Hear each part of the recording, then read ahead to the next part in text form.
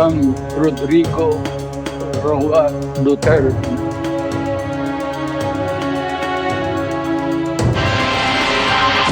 Sa gitna ng pagkwestiyon ni Vice President Sara Duterte sa mga ebidensya ng prosekusyon sa ICC laban kay dating Pangulong Rodrigo Duterte, ipinarating naman ng kanyang abogado ang pagrespeto sa papel ng mga biktima sa proseso.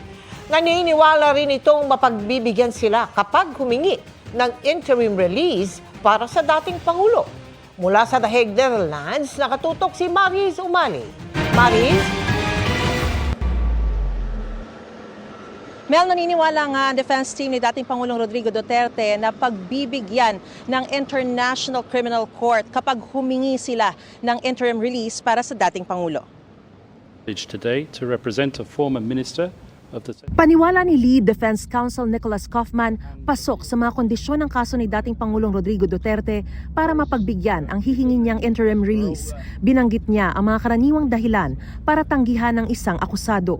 The first of which is the risk of flight, the second of which is the risk of interference of witnesses with the evidence, and the third of which is the risk of continuing crimes. None of those factors exist in the present situation. Isa rin sa ikakatwiran nila sa korte ang kawalan umano ng jurisdiksyon ng International Criminal Court sa kaso dahil naging epektibo na ang withdrawal ng Pilipinas sa ICC bago pa umano masimulan ang investigasyon. So there is a compelling argument that the court cannot exercise its jurisdiction over the Philippine situation.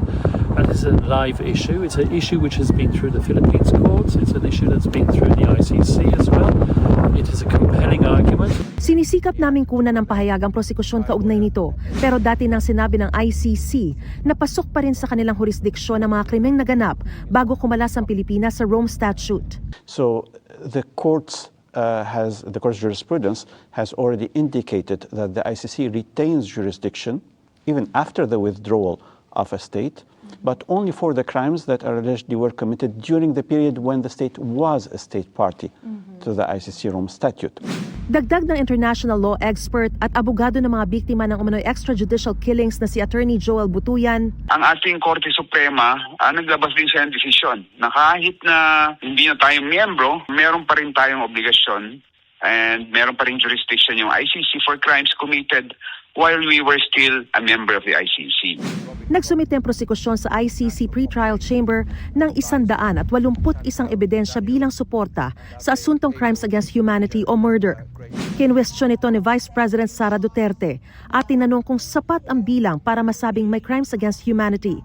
Para naman kay Kaufman, The victims have a role in the process. We have to respect that role, and we hope that everyone will respect that role. Whether or not we agree with what the evidence coming out of the victims is a totally different matter, but we will argue that in court, not here. pinaalala rin ni Kaufman ang ipinaaabot na bilin ni dating Pangulong Duterte para sa mga taga-suporta. There should be no interference of the judicial process. The politics is one issue. There should be full respect for all participants in that process, the prosecution, the defense, and the victims' counsel, who will make their submissions in due course. No one should interfere with that process. Let it run its course.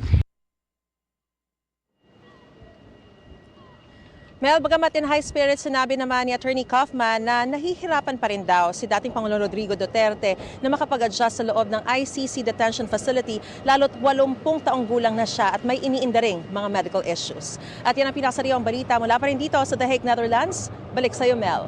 Maraming salamat sa iyo, Maris Umali.